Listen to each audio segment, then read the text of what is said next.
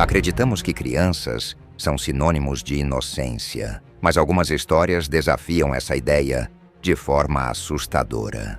Imagine um adolescente que sorri para os pais de sua vítima no tribunal, ou irmãos que planejavam massacres apenas pela fama. Crimes tão brutais que nem mesmo a pouca idade impediu a condenação. Hoje vamos mergulhar nas histórias das crianças mais temidas das prisões americanas. Casos que vão fazer você repensar tudo o que sabe sobre culpa e inocência. Começamos com Heavenly Arroyo. A cidade de Fall River, Massachusetts, já possui um passado marcado por histórias macabras, como o infame caso de Lizzie Borden. No entanto, em outubro de 2019, um novo horror abalou a comunidade. Desta vez, o nome envolvido era Heavenly Arroyo, uma adolescente de apenas 15 anos. Recém-chegada à casa de um parente na Johnson Street, Heavenly morava com Ana Vasquez Rodrigues, de 68 anos, e o neto da idosa. A convivência dentro da residência já era tensa, com conflitos relacionados a finanças, custódia e questões do dia a dia. No entanto, ninguém poderia prever que a frustração da adolescente escalaria para um ato de extrema brutalidade. No dia 6 de outubro de 2019, o tio-avô de Heavenly deveria viajar para Nova York para finalizar documentos legais relacionados à sua guarda. No entanto, problemas mecânicos atrasaram a viagem e a impaciência da jovem foi crescendo. Em determinado momento, sua raiva transbordou. Movida por uma fúria incontrolável, ela pegou uma tesoura na cozinha, entrou no quarto de Ana Vasquez Rodrigues, que dormia tranquilamente e sem qualquer defesa, e desferiu cerca de 70 golpes contra a idosa. Enquanto isso, no cômodo ao lado, o neto de Ana jogava videogame, usando fones de ouvido, completamente alheio ao que estava acontecendo. Após o ataque brutal, Heavenly manteve uma frieza assustadora. Tomou banho, descartou suas roupas ensanguentadas em uma lixeira e retornou à casa como se nada tivesse acontecido. Com calma, avisou ao neto que sua avó não estava se sentindo bem. Apenas ao verificar a idosa, o jovem percebeu a terrível realidade e imediatamente acionou os serviços de emergência. A polícia agiu rapidamente. Imagens de vigilância da autoridade habitacional de Fall River mostraram Heavenly descartando suas roupas ensanguentadas, contradizendo sua versão inicial de que um homem encapuzado havia invadido a casa e atacado Ana. A farsa foi desmascarada e a adolescente foi presa e acusada de homicídio. Durante as audiências no tribunal, sua postura chocou os presentes. Ela sorriu, ajeitou os cabelos e respondeu ao juiz com uma inquietante indiferença. Não demonstrou arrependimento nem emoção. Em 2023, Heavenly Arroyo se declarou culpada de assassinato em segundo grau. Sua sentença, prisão perpétua, com possibilidade de liberdade condicional após 19 anos. Para muitos, é quase impossível compreender como uma jovem de 15 anos poderia cometer tamanha atrocidade contra uma mulher idosa e indefesa, alguém com quem ela deveria conviver sob cuidado e proteção. No entanto, esse crime brutal destaca uma verdade perturbadora. A raiva e a violência não estão restritas aos adultos. Elas podem se manifestar nos corações dos mais jovens, de maneiras que desafiam qualquer explicação lógica. Contudo, o caso não se compara a Alyssa Bustamante. Em um tranquilo bairro do Missouri, os moradores ainda falam sobre Alyssa Bustamante em tons abafados. Aos 15 anos, ela parecia ser apenas mais uma adolescente comum. Gostava de sair com os amigos, postava nas redes sociais e seguia as tendências da moda da época. No entanto, havia algo sombrio por trás de sua aparência inocente. Seu perfil no MySpace e seus vídeos no YouTube carregavam referências perturbadoras, uma obsessão por automutilação e menções enigmáticas sobre matar pessoas, quase como se fosse uma piada de humor negro. Para muitos, isso poderia ser apenas uma fase de rebeldia adolescente. Até que o dia 21 de outubro de 2009 revelou o verdadeiro horror. Naquela tarde, Elizabeth Houghton, de apenas 9 anos, brincava inocentemente no quintal de casa. A menina era doce, confiante e não imaginava que sua vizinha, Alyssa, escondia intenções macabras. De alguma forma, Alyssa a convenceu a segui-la até uma área isolada na floresta próxima. Foi lá que o impensável aconteceu. Alyssa estrangulou a criança com as próprias mãos, cortou sua garganta e a esfaqueou repetidamente com uma faca de cozinha. Como se já não fosse perturbador o suficiente, ela havia planejado tudo com antecedência. Dias antes, cavou uma cova rasa atrás de sua casa, onde, sem hesitação, escondeu o corpo sem vida de Elizabeth. O que levou Alyssa a cometer tamanha atrocidade? Em seu diário, ela própria respondeu essa pergunta: curiosidade. Ela queria saber como seria tirar a vida de alguém. Em uma das passagens mais perturbadoras do caso, escreveu: acabei de matar alguém. Foi incrível. Foi muito agradável. Depois que passei pelo terror inicial, me senti bem. A frieza de suas palavras causaria arrepios até mesmo nos investigadores mais experientes. Quando Elizabeth não voltou para casa, sua mãe, Patty, percebeu que algo estava errado. Desesperada, acionou a polícia, dando início a uma busca frenética. Cartazes foram espalhados, vizinhos se mobilizaram e toda a comunidade foi tomada por um sentimento de angústia. Porém, a descoberta do corpo da menina trouxe um choque ainda maior. A brutalidade do crime e a indiferença de Alyssa diante do que havia feito. Ao ser interrogada, a adolescente tentou alegar que tudo tinha sido um acidente, mas diante das evidências, incluindo seu próprio diário, acabou confessando. Em 2012, foi julgada como adulta e aceitou um acordo judicial, sendo condenada por homicídio de 2º grau. A sentença? Várias décadas na prisão. Caso algum dia consiga a liberdade, será apenas na casa dos 60 anos. O caso de Alyssa Bustamante divide opiniões até hoje. Alguns acreditam que sua infância problemática e possíveis transtornos mentais foram ignorados, tornando-a uma vítima da sociedade. Outros, porém, enxergam nela uma assassina fria e calculista que cometeu um crime simplesmente para satisfazer sua própria curiosidade mórbida. Mesmo para investigadores experientes, esse continua sendo um dos casos mais perturbadores da história criminal. O próximo caso é Lionel Tate, um jovem cuja história dividiu tribunais, a mídia e toda a nação. O que aconteceu naquela noite foi um trágico acidente ou um ato deliberado de violência. Em 28 de julho de 1999, no condado da Broward, Flórida, Lionel, com apenas 12 anos, ficou encarregado de cuidar de Tiffany Eunice, uma menina de apenas 6 anos. A mãe de Lionel, Kathleen Grosset Tate, uma policial rodoviária, estava descansando no andar de cima, confiando que seu filho pudesse vigiar Tiffany por um curto período. Mas em poucos minutos, a cena tomou um rumo inimaginável. O silêncio foi interrompido pelos gritos de Lionel chamando por sua mãe. Quando Kathleen desceu, encontrou Tiffany inconsciente. Os paramédicos foram chamados, mas já era tarde demais. A autópsia revelou ferimentos chocantes, fraturas no crânio, costelas quebradas e uma hemorragia interna severa. Lesões compatíveis com um acidente de carro de alto impacto.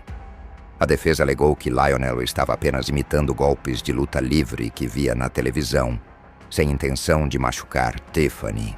Com um porte físico avantajado para sua idade, pesando cerca de 77 quilos, enquanto Tiffany tinha apenas 20 quilos. A disparidade de força era evidente. Seria possível que Lionel tivesse subestimado o impacto de seus atos? Por outro lado, a promotoria não acreditou na tese de acidente. Segundo as leis da Flórida, qualquer ato consciente que possa causar danos graves a uma criança e resulte em sua morte pode ser enquadrado como homicídio de primeiro grau. Assim, Lionel foi considerado culpado e, em 2001, tornou-se o mais jovem americano a receber uma sentença de prisão perpétua sem direito à liberdade condicional. O veredito gerou grande debate. Poderia um menino de 12 anos compreender completamente a gravidade de suas ações? Enquanto alguns viam a sentença como uma punição excessiva, outros apontavam que a brutalidade dos ferimentos de Tiffany indicava algo muito além de um simples acidente. Em 2004, o Tribunal de Apelações anulou sua condenação, argumentando que sua capacidade mental precisava de uma avaliação mais aprofundada. Lionel foi libertado, mas sua liberdade foi breve. Nos anos seguintes, ele voltou a ser preso por assalto à mão armada e outras violações da liberdade condicional, sendo novamente encarcerado. Atualmente, ele cumpre pena na Charlotte Correctional Institution.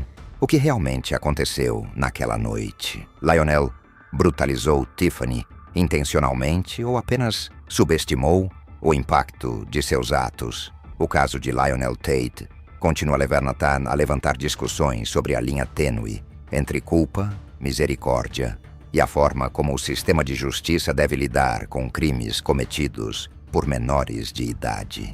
E se você está gostando do vídeo, quero convidar você a se inscrever no canal para receber mais vídeos interessantes como este. Continuamos com Thomas T.J. Lane. Em uma pacata cidade de Chardon, Ohio, conhecida por suas ruas tranquilas e pelo clima de vizinhança acolhedor, ninguém poderia imaginar a tragédia que mudaria para sempre o destino de seus habitantes. Até o fatídico dia 27 de fevereiro de 2012, a vida na cidade seguia tranquila, com os moradores vivendo suas rotinas cotidianas. Naquele dia, no entanto, o ambiente escolar, que antes era um lugar de risadas e conversas casuais, virou o cenário de um pesadelo. Era uma manhã qualquer. Estudantes estavam no refeitório da escola, tentando se conectar com amigos, respondendo mensagens ou até se apressando para terminar o dever de casa antes das aulas começarem. Nenhum deles poderia prever que aquele seria o dia em que suas vidas tomariam um rumo devastador. Foi então que Thomas T.J. Lane, um jovem de apenas 17 anos, entrou na cafeteria, vestindo um moletom com a palavra assassino estampada. Ele estava calmo, sem nenhuma expressão que indicasse o que estava prestes a acontecer. Com uma arma calibre .22 em mãos, Lane parecia totalmente focado. Sem qualquer aviso, ele puxou o gatilho, disparando contra um grupo de estudantes que estava sentado em uma mesa.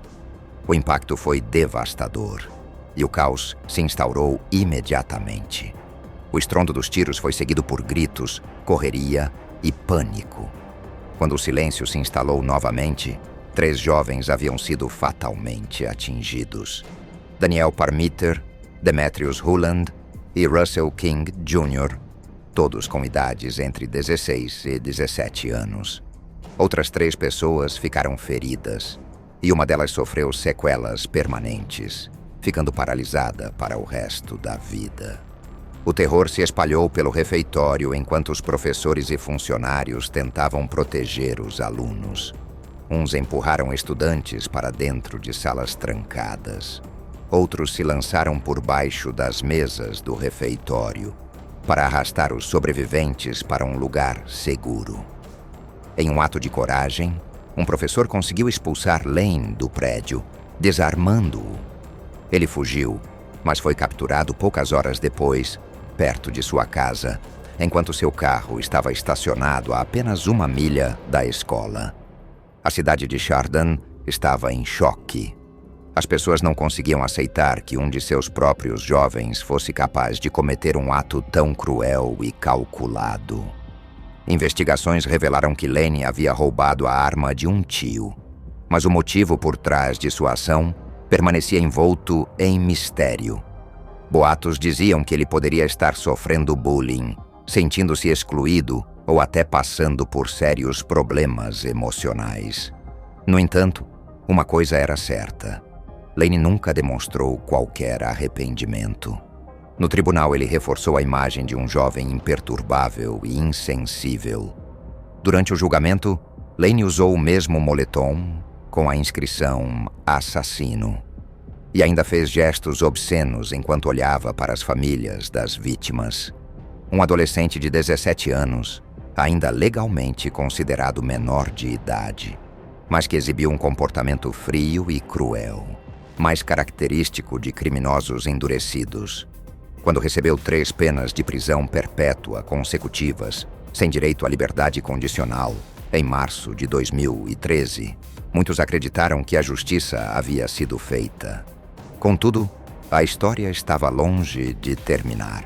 Em 11 de setembro de 2014, Lane, junto a outros 2 prisioneiros, arquitetou uma ousada fuga da prisão. Durante várias horas, a cidade entrou em pânico novamente. As escolas foram colocadas em lockdown e os meios de comunicação divulgaram sua foto, alertando sobre o risco iminente. Ele estava armado novamente. A pergunta que pairava no ar era: estaria ele prestes a cometer outro crime? Quando finalmente foi capturado, 6 horas depois, a sensação de alívio foi imediata, mas o mistério continuava a intrigar. Como alguém tão jovem pode se desconectar completamente da empatia e agir com tamanha frieza, a ponto de zombar das famílias das vítimas, exibir um comportamento indiferente e até exibir sua inscrição macabra diante de quem sofreu as consequências de sua violência? Lembranças de quem o conhecia revelam uma pessoa quieta, mas que de alguma forma parece ter guardado em si uma raiva imensa. Será que toda a dor e o sofrimento que ele vivenciou ao longo dos anos justifica ou explica sua atitude desmedida e bárbara? Ou será que sempre houve uma monstruosidade dentro dele, esperando apenas por um gatilho para ser liberada? A resposta ainda parece elusiva, mas a reflexão sobre o que levou esse jovem a se tornar um dos criminosos mais notórios de Ohio permanece. E agora, o caso mais chocante desta lista: Irmãos Bever. Em 22 de julho de 2015, a cidade de Broken Arrow, Oklahoma, foi transformada de uma pacata localidade com um charme histórico em um nome associado a uma das tragédias mais horríveis do estado. Para os moradores locais, a menção dessa data ainda é suficiente para trazer à tona as manchetes sangrentas que mudaram para sempre a imagem da cidade. O que aconteceu naquela noite pareceu tirado diretamente de um filme de terror. Robert Bever, de 18 anos, e seu irmão mais novo Michael, de 16, tornaram-se os responsáveis por uma carnificina impensável. Seu objetivo: alcançar a fama a qualquer custo, um desejo distorcido que os levou a matar, em busca de notoriedade na internet e cobertura midiática. Eles sonhavam com algo grande, ambicioso: matar pelo menos 50 pessoas, deliciando-se com a infâmia que isso traria. Naquela noite, armados com facas que haviam escondido e se tornado obcecados por elas durante semanas, os irmãos começaram sua macabra missão. Robert, supostamente, convenceu Michael a atrair a irmã mais velha, a jovem de 14 anos, para um quarto, com o pretexto inofensivo de verificar algo no computador. Quando ela entrou, Robert atacou, cortando sua garganta e esfaqueando-a repetidamente. Os gritos da vítima atraíram a mãe, April Bever, que correu para ajudar a filha. Mas ao tentar intervir, ela foi recebida com um ataque brutal, sendo esfaqueada pelo menos 48 vezes. O pai, David Bever, também caiu sob as lâminas, sendo atacado 28 vezes pelos próprios filhos. Os irmãos mais novos tentaram fugir, mas não conseguiram escapar dos seus assassinos. Danielle Bever, de 12 anos, conseguiu se trancar em um banheiro e ligou para o 911, sua voz tremendo ao descrever o horror ao seu redor.